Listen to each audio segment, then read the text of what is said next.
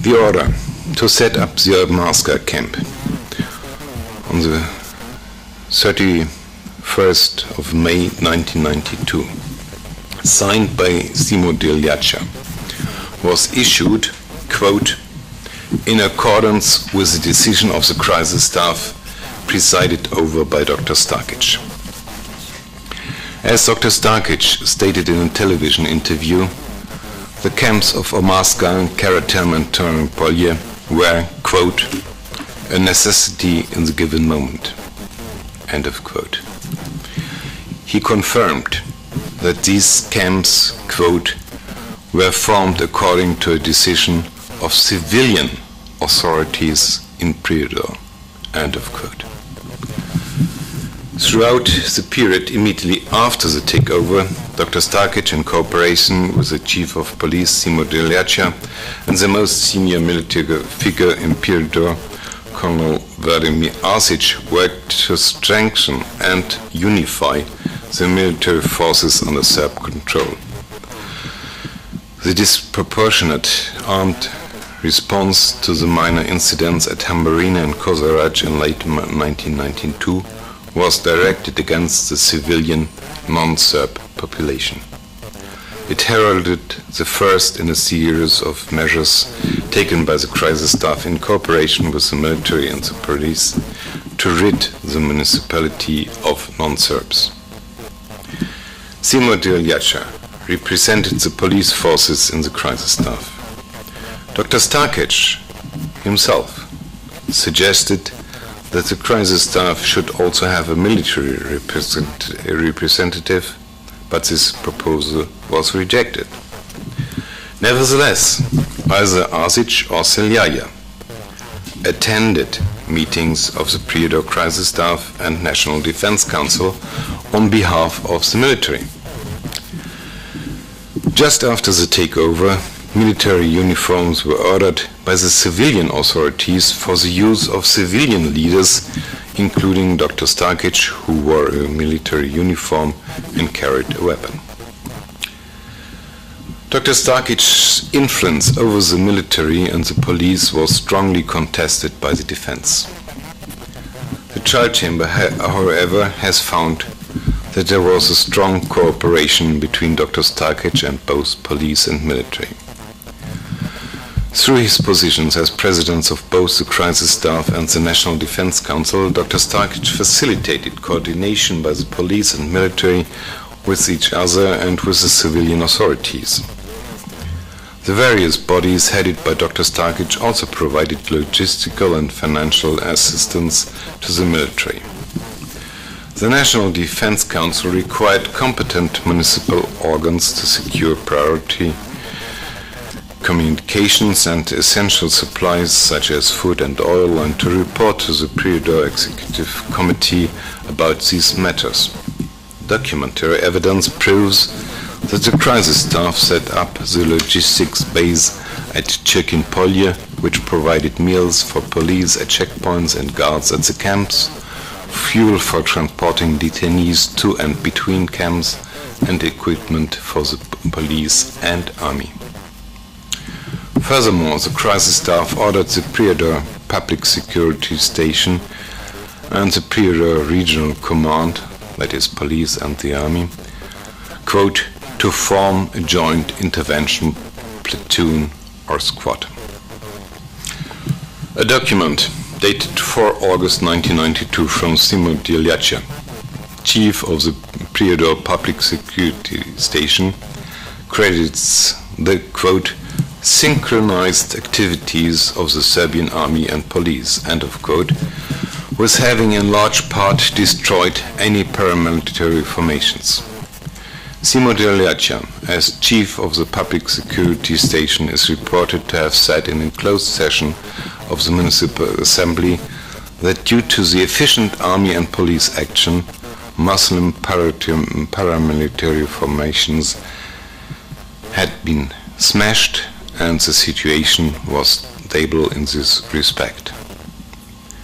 There was coordinated cooperation between the crisis staff, later the war presidency, and members of the police and army in operating the camps.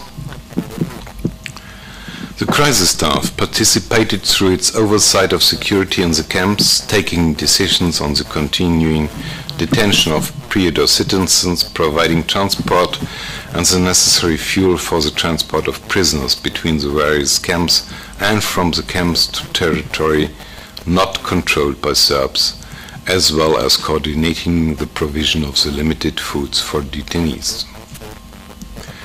With the arrival of the first detainees at Omarska, permanent guard posts were established and anti-personnel landmines were set up around the camp. The military encircled the camp compound while the police were located inside where the detainees were. An order from the Prijedor Public Security Station confirms that the Omarska camp compound was enclosed and that a minefield lay around the perimeter of the camp.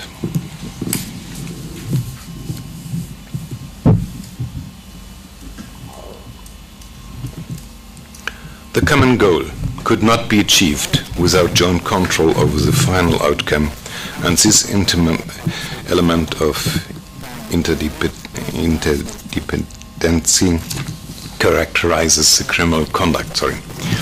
No participant could have achieved the common goal on his own. However, each participant could individually have frustrated the plan by refusing to play his part or by reporting crimes. If, for example, the political authorities led by Dr. Stakić had not participated, it would have frustrated the common plan.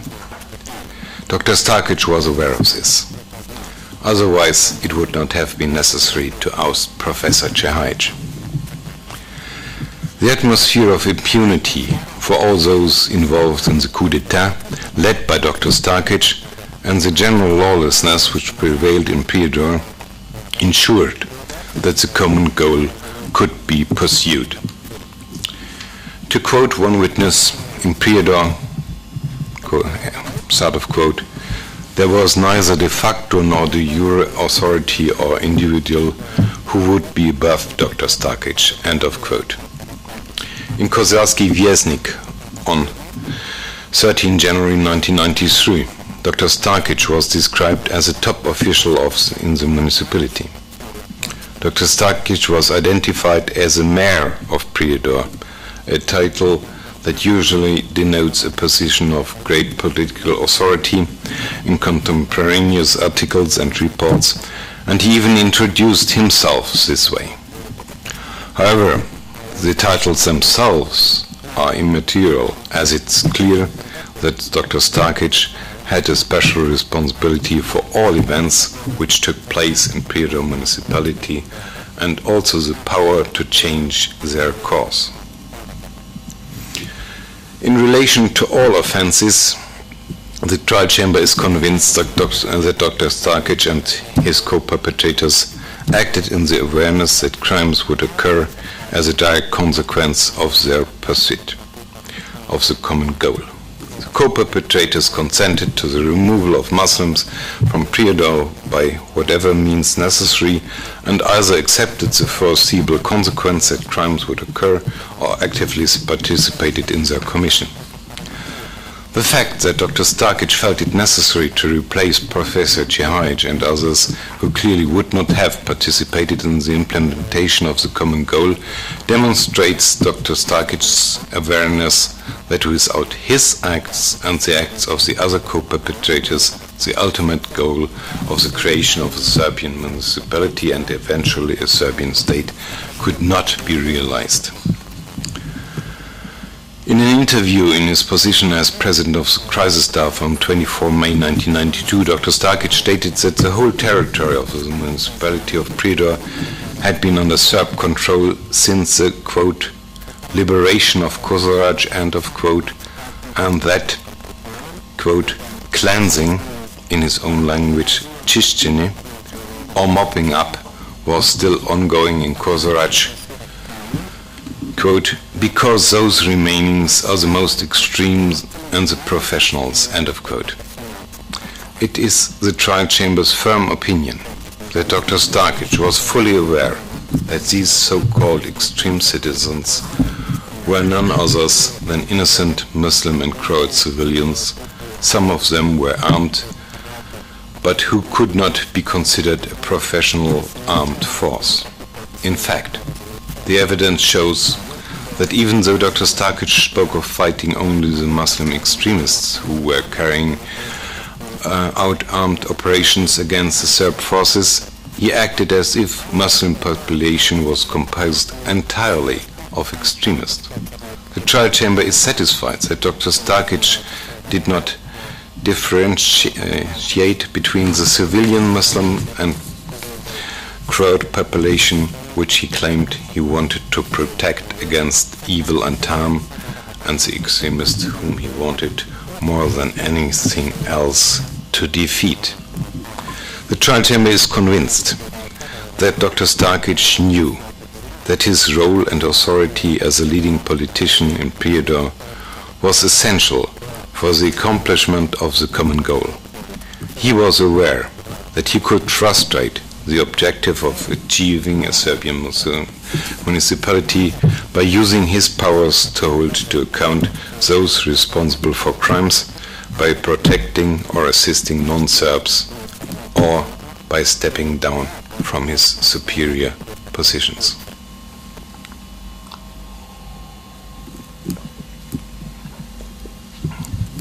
Before turning to the concrete legal findings, the trial chamber wishes to make some general observations on the applicable law to facilitate an understanding of this judgment by the parties and also by the peoples of the states of the former Yugoslavia.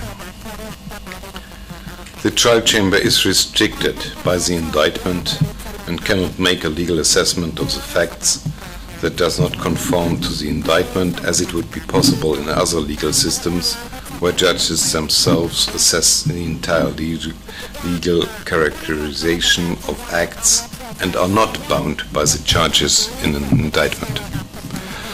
The trial chamber does not wish to go into all details of its legal assessment except to point out the following.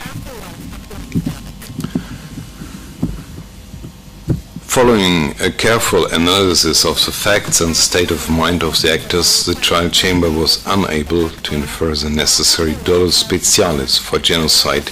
This dolus specialis, or specific intent, to destroy in whole or in part a group as such, being the core element of the crime.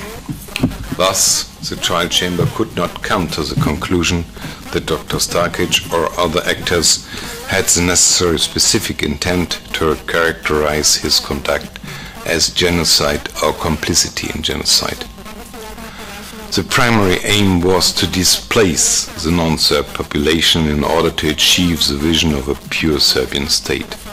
This intent to displace a population cannot be equated with an intent to destroy it as such. However, the trial chamber wishes to stress that it has reached the conclusion that a genocidal intent on a higher level has not been proved beyond reasonable doubt, only on the basis of the evidence in this concrete case.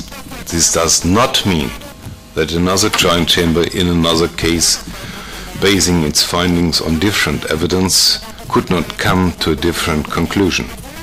It must be emphasized, especially in this context, in order to allow a better understanding of this result in the former Yugoslavia, that, in principle, it is the parties who tender the evidence.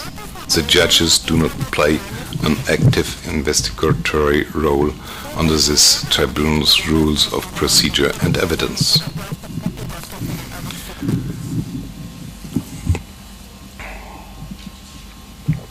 It is, in general, not necessary in the interest of justice and providing an exhaustive description of individual criminal responsibility, to make findings under Article 7.3 of the statute if the Chamber is already satisfied beyond reasonable doubt that both responsible under 7.1 and the superior positions of the accused have been established. The accused's superior positions constitute only an aggravating factor in sentencing, the seriousness of which depends on the concrete superior status of the accused over his subordinates. The trial chamber has used a definition of deportation that covers different forms of forcible transfer. It has concluded that the vast majority of the forms of forcible transfer the prosecution argues should be covered by Article 5I of the statute under the heading Other Inhumane Acts fall under the definition of deportation in Article 5D. These include forcible transfers not only across international recognized borders, but also across de facto borders, dividing areas controlled by different belligerent parties. The trial chamber is not convinced that other examples provided by the prosecution, such as the removal of individuals to detention facilities, fulfill the requirement of reaching the same level of gravity as other crimes listed under Article 5. Moreover, these examples do not necessitate a conviction based cumulatively on Article 5I, and such a conviction might amount to an infringement of the principle nullum crimen sine lege certa, no crime without a precise law. The trial chamber has found that the crimes of persecutions and extermination constitute the core element of the criminal conduct of Dr. Stakić as alleged in the indictment. The trial chamber has set out in the judgment the legal preconditions for the crime of persecutions and elaborated on the discriminatory intent required for this crime. The trial chamber is convinced that there was a persecutory campaign based on the intent to discriminate against all non-Serbs or those who did not share the plan to consolidate Serbian control and domination of the Municipality of Prijedor. Dr. Stakić was one of the main actors in this persecutory campaign, and the trial chamber is satisfied that he had the requisite intent to discriminate against non-Serbs and those affiliated or sympathizing with them because of their political and religious affiliations.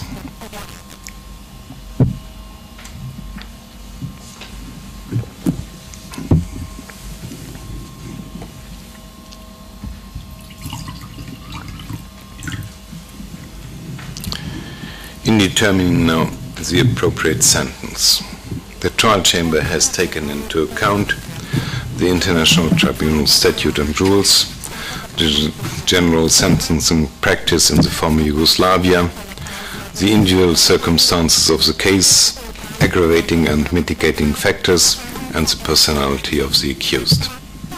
The sentence must reflect the gravity of the criminal conduct of the accused, and this has required a consideration of the underlying crimes as well as the form and degree of the participation of the accused. The trial chamber wishes to emphasize that the individual guilt of an accused limits the range of the sentence. Other goals and functions of a sentence can influence only the range within the limits defined by the individual guilt. The trial chamber recalls that the International Tribunal was set up to counteract impunity and to ensure a fair trial for the alleged perpetrators of crimes falling within its jurisdiction. The tribunal was established under Chapter 7 of the United Nations Charter on the basis of the understanding that the search for truth is an unalienable prerequisite for peace. This tribunal is mandated to determine the appropriate penalty, often in respect of persons who never expected to stand trial. While one goal of sentencing is the implementation of the principle of equality before the law, another is to prevent persons in similar situations in the future from committing crimes. When Dr. Stakić acted, he almost certainly never believed he would one day stand trial, be convicted and sentenced. In cases such as this one, dealing with the head of a municipality, general deterrence becomes substantially relevant. In the context of combating serious international crimes, deterrence refers to the attempt to integrate or to reintegrate those persons who believe themselves to be beyond the reach of international criminal law. Such persons must be warned that they must respect the fundamental global norms of substantive criminal law, or face not only prosecution but also sanctions imposed by international tribunals. In modern criminal law, this approach to general deterrence is more accurately described as deterrence aiming at integrating potential perpetrators into a peaceful global society, compelling them to obey the rule of law. Apart from the gravity of the crimes, the superior positions held by the accused constitute a serious aggravating factor, as does his proven responsibility for also planning and ordering the crime of deportation. As mitigating factors, the trial chamber has considered Dr. Stakić's consent on 1 October 2002 that a new judge be appointed, which allowed proceedings to continue, his proper behavior towards witnesses and his personal situation. Article 24 of the statute reflects reasonable and humane policy of the United Nations, aiming at the global abolition of the death penalty, and fixes life imprisonment as the maximum sanction to be imposed. The trial chamber wishes to stress in this context that on both the international and national levels, the imposition of the maximum sanction is not restricted to the most serious imaginable criminal conduct. Finally, the trial chamber wishes to emphasize that Rules 123 to 125 of the rules and the practice direction on pardon, commutation of sentence and early release remain unaffected and have priority over the disposition that follows.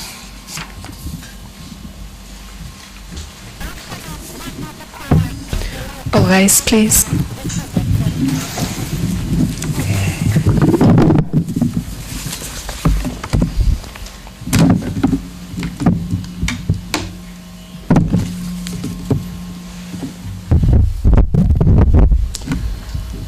We, judges of the International Tribunal for the Prosecution of Persons responsible for serious violations of international humanitarian law committed in the territory of the former Yugoslavia since 1991, established by United Nations Security Council Resolution 827 of 25 May 1993, elected by the General Assembly and mandated to hear this case against Dr. Milomir Stakić and find the appropriate sentence, hereby decide.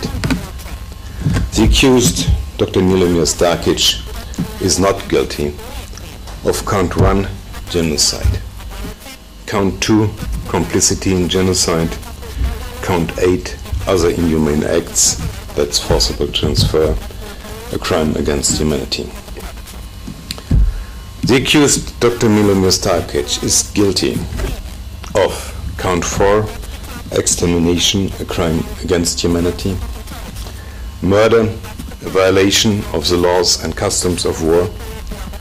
Count 6, persecutions, crimes against humanity, incorporating count 3, murder, crimes against humanity, and count 7, deportation, a crime against humanity. Dr. Milomir Stakić is hereby sentenced to life imprisonment. The then competent court shall review this sentence and, if appropriate, suspend the execution of the remainder of the punishment of imprisonment for life and grant early release if necessary on probation if 1. 20 years have been served, calculated in accordance with Rule 101C from the date of Dr. Stakić's deprivation of liberty for the purposes of these proceedings, this being the date of review. 2. In reaching a decision to suspend the sentence, the following considerations inter alia shall be taken into account. The importance of the legal interest threatened in case of recidivism. The conduct of the convicted person while serving his sentence. The personality of the convicted person, his previous history and the circumstances of his acts. The living conditions of the convicted person and the effects which can be expected as a result of the suspension. 3. Dr. Stakić's consent to the suspension of this sentence is required. The competent court may determine the term of probation, if any. In case of early release pursuant to Rule 101C of the rules, Dr. Milomir Stakić is entitled to credit for 2 years, 4 months and 8 days as of the date of this judgment, calculated from the day of his deprivation of liberty for the purposes of these proceedings. Pursuant to Rule 103C of the rules, Dr. Milomir Stakić shall remain in the custody of the International Tribunal pending the finalization of arrangements for his transfer to the state where he shall serve his sentence. You may be seated.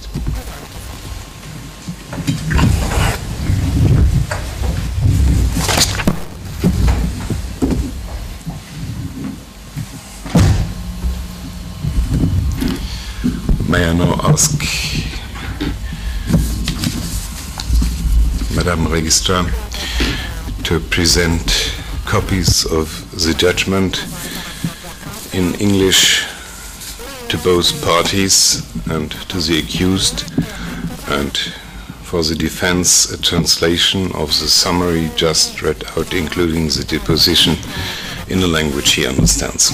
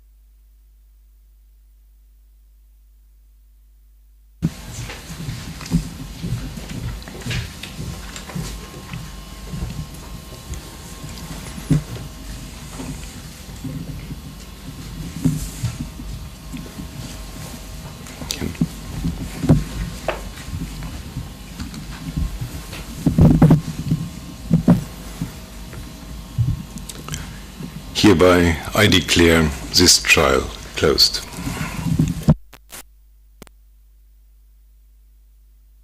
All right,